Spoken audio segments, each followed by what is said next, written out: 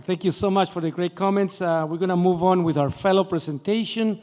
It's an honor for me to present Dr. Parasuram Krishnamurthy, who's going to present from Sinai a case of transfemoral TAVR in a low-risk patient. Go ahead, Parasuram.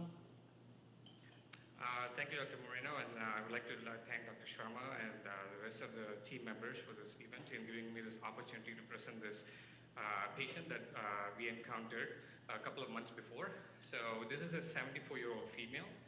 She initially presented to our clinic with worsening dyspnea and fatigue on exertion for 6 weeks, and she also had NYHA class 3 symptoms. Her past medical history include hyperlipidemia, GERD, left breast mastectomy with recent hospitalization for acute decompensated heart failure requiring mechanical ventilation.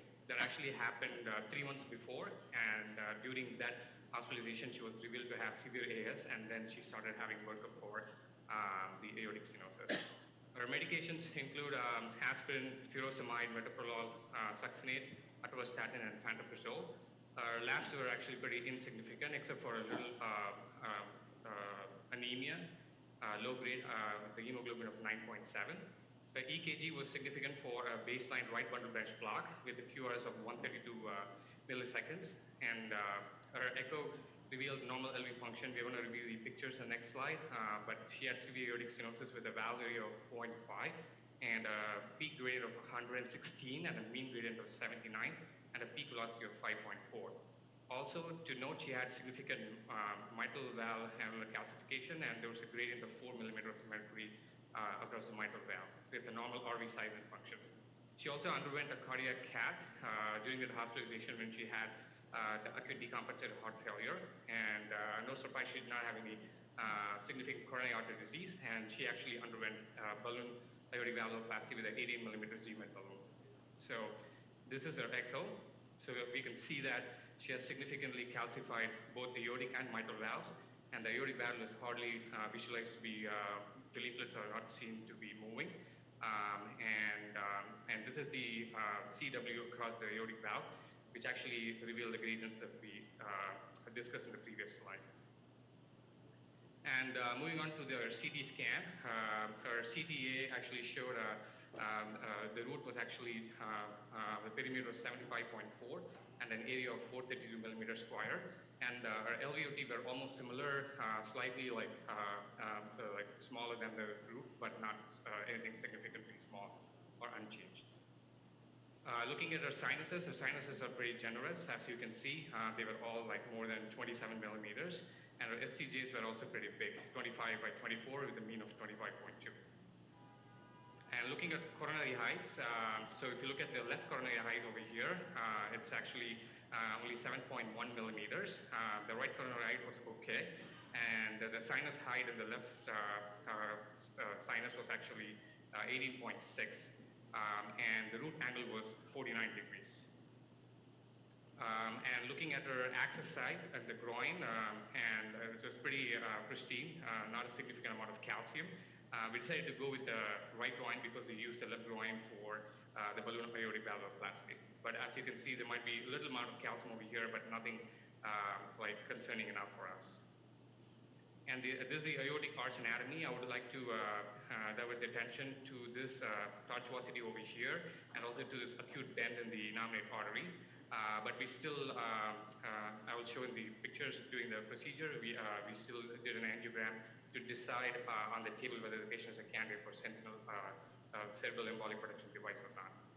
So putting all the numbers together, we actually, at our heart team evaluation, we thought that she, if we were doing a valve, via transcatheter aortic valve, then she would be a candidate for a 23 millimeter SAPIEN 3 valve, given our area was 432 millimeters square, and the mean diameter was actually within the range as prescribed for the 23 SAPIEN valve.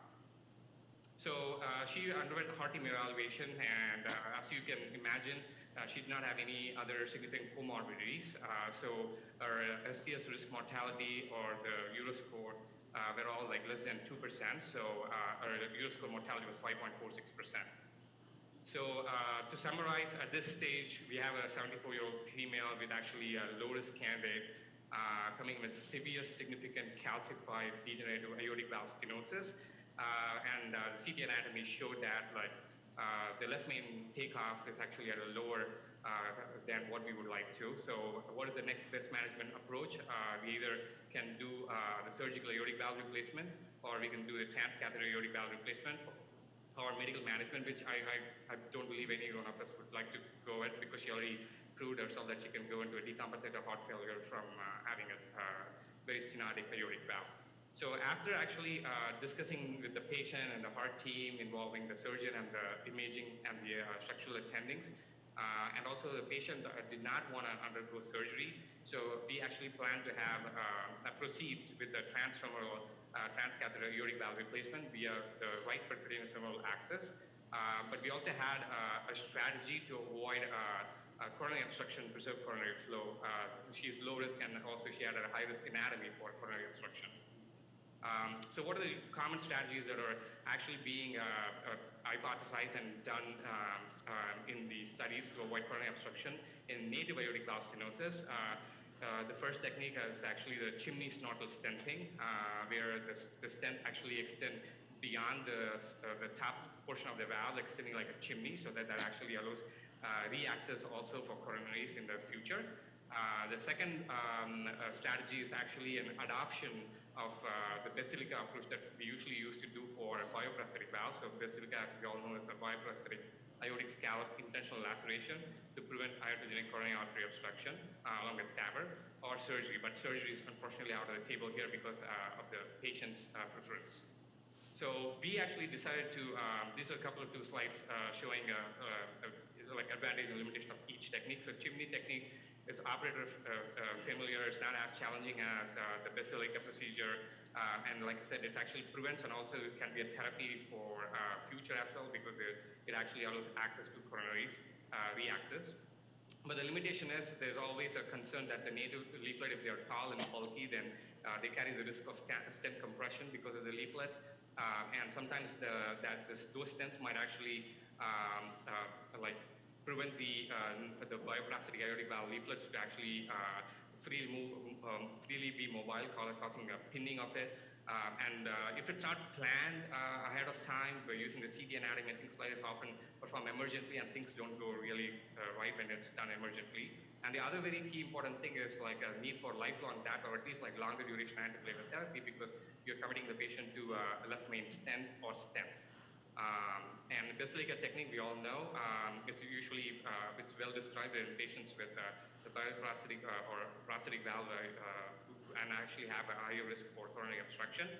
But the disadvantage of that is actually it's very technically challenging, and it requires dedicated team and equipment, and also there's a learning curve to that.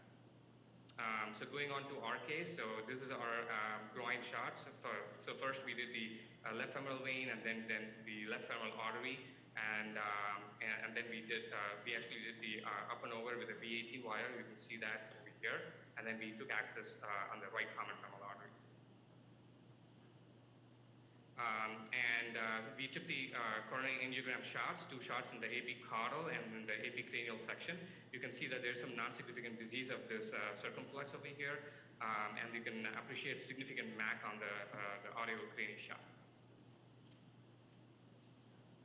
And so this was our actually coplanar view using the pigtail, and you can actually see that the takeoff of the left main is actually very close to the root, as seen on the CT scan. And like I mentioned before, we also would like to do on the table aortic arch angiogram before we actually deem a candidate favorable or not anatomy for sentinel cerebral embolic protection device. And we thought that because of this acute bend in the innominate and the tortuosity, it's probably not better not to use a sentinel device. And you can see this are the cine actually for the valve deployments. So the first on to the left is actually where we are injecting through the guide. So the previous cine was actually through the pigtail. So now we actually have a VL30 guide and a 180 run through wire, and we actually have a 3.5 16 Zine stent over there, and the guide is disengaged so that it helps us take the picture of the root as well. And that's just to confirm the position of the valve before being deployed. And on the right side screen, you can see that the valve is being deployed. And So these are the angiograms that was taken right after the valve being deployed. So you could really appreciate the sinus sequestration right next to the valve. And then if you really pay attention, especially in the second and the third angiograms, you can actually see a clear white line, like sign that actually protrudes all the way up to the ostium of the left main, almost like to the more than covering the lower 2/3 of the ostium of the left main. So that's what we predicted that would happen. This happened because of the tall bulky leaflet and also to the low coronary takeoff of the left main. So what we decided to do is we actually took a cardo shot to also confirm the same, and we also wanted to make sure that the stent is not covering the circumflex.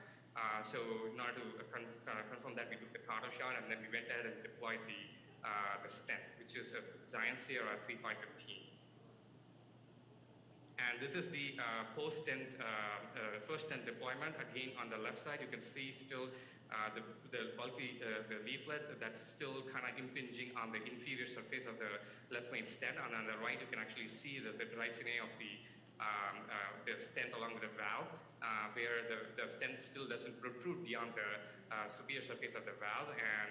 And like I said, since the leaflet was still bulky and impinging on the stent, and also to increase the radial force to prevent like stent compression in the future from the tall bulky leaflet, we decided to go ahead and place the second stent of the same size and same company. So we did a Zion Sierra 3515, and this time we actually wanted to do like a real chimney or a snorkeling. So we extended the stent proximal portion beyond the superior edge of the sapient valve, as you can see. And on the third picture, you can see that the stent is being deployed.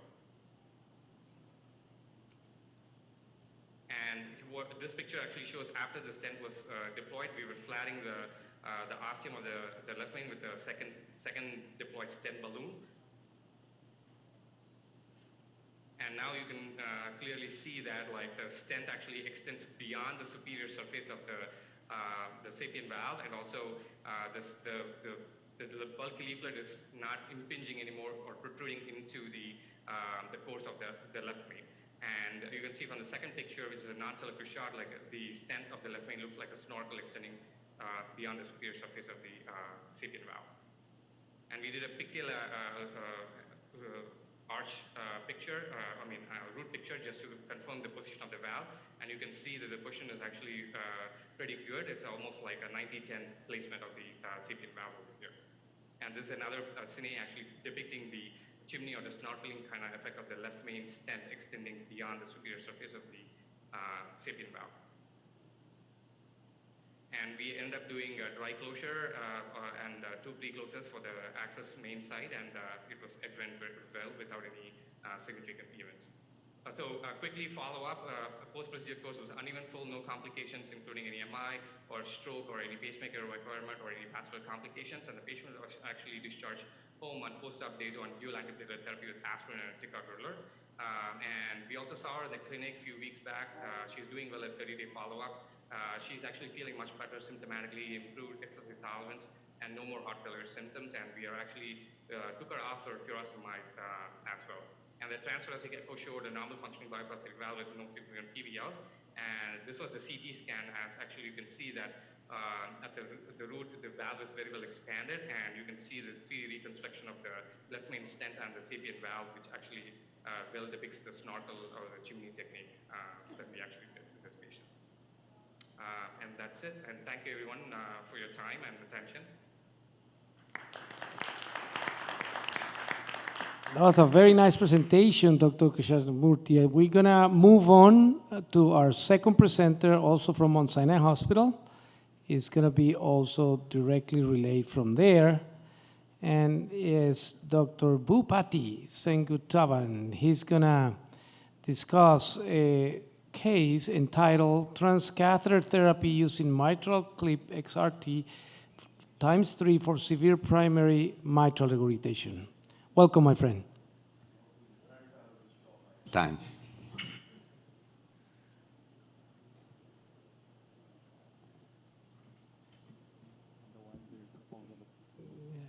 Do you hear me?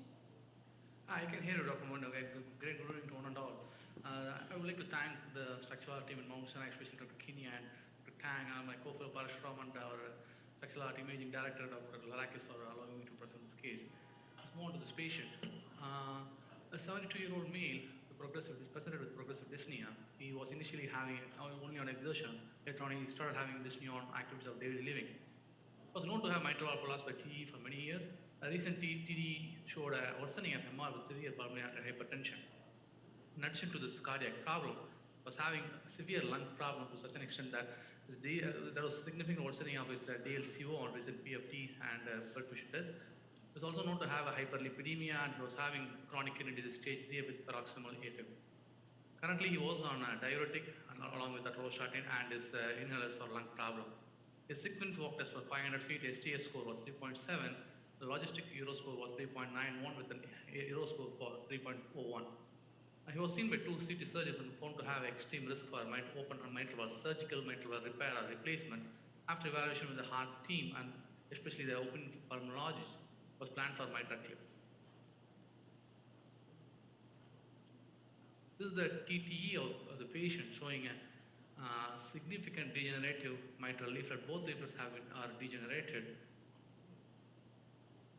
This is the TE of the patient showing this is a bicom view showing a kind of significant, a large PISA there.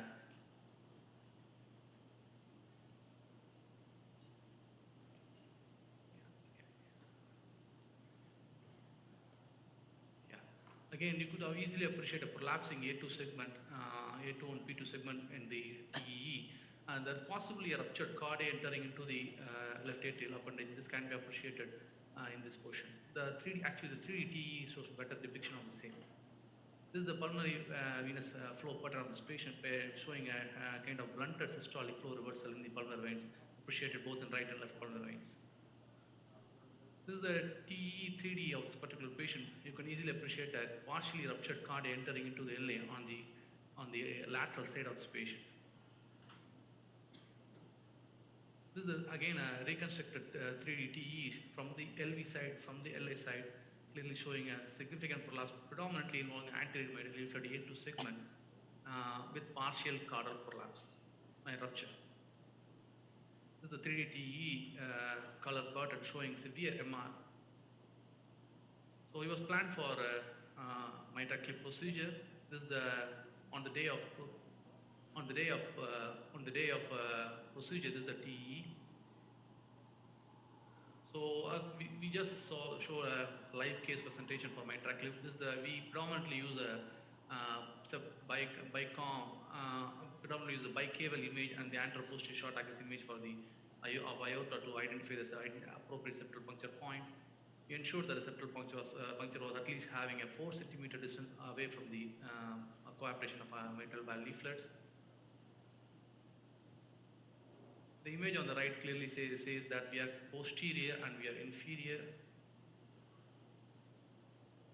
This is the corresponding image of fluoro and the short axis image of the TE showing the sheath is at least having at least 1 centimeter margin inside the left atrium. This is a working angle view showing we initially had to get the first XTR clip, kept it just above the point of MR. We start clipping the particular leaflets from medial to lateral. After ensuring that we are in the appropriate position, we started clipping the leaflets from the medial to lateral direction. This is the 3D reconstruction image of the same. That shows that the clip is still inside the left atrial portion. Now we are entered into the left ventricle. On the image on the running video on the right side, you could appreciate the grippers going down. We ensured that we are in appropriate position. Started clipping from the medial to lateral side as I told earlier. After clipping the first clip on the medial side, we ensured that the gradient is not going high. You could see the severe MR, which was almost all the way from the medial to lateral. Now it goes predominantly on the lateral side. So we released the first clip. The gradient was less than 2 at this point of time. This is the 3D reconstruction image of the particular patient, showing the presence of clip on the medial most side of the mitral valve leaflet. Now we are entering with this lateral side of the first clip. Provision of the initial clip helps us in getting the second clip easily through the fluoroscopy. Sometimes echo gives a false appearance, so we always use fluoroscopy to get the second clip lateral to the first clip. Now you can easily see that both the leaflets are getting kind of reflected by the clip arms. So again, the grippers are down after confirming appropriate positions. Again, gradients are checked. Gradient were kind of less than 3 mm at this point of time. Second clip was lateral to the first clip. And as having a second clip actually kind of it stabilizes the first clip also. Now initially the MR, which was completely from the medial to lateral side, has become an eccentric MR, predominantly from the lateral side of the leaflet entering into the medial side now. We measured the gradient, we thought, okay, can we leave it like this? And we thought, okay, it's becoming more eccentric and the patient is having moderate MR. The VA was kind of 25, initial VA was 45, the VA was 25 at this point of time. So 3D reconstruction after releasing the leaflet, releasing the clips, both from the LV side and the LS side. They appear very stable.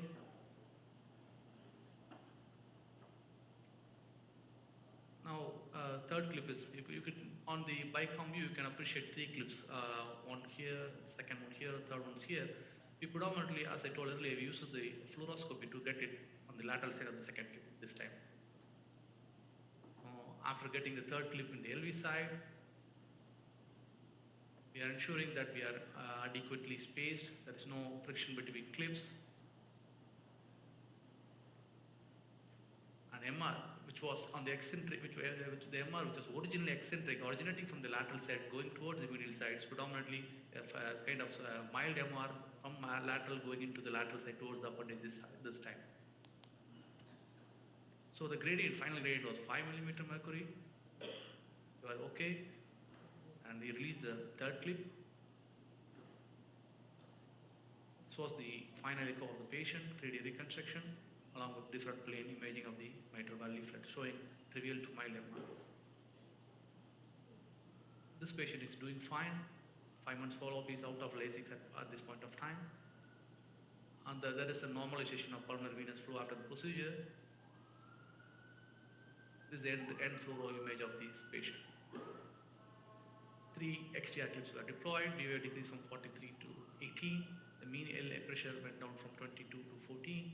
Is off diuretic as of now, 5 months follow-up. Thank you for this opportunity. Thank you.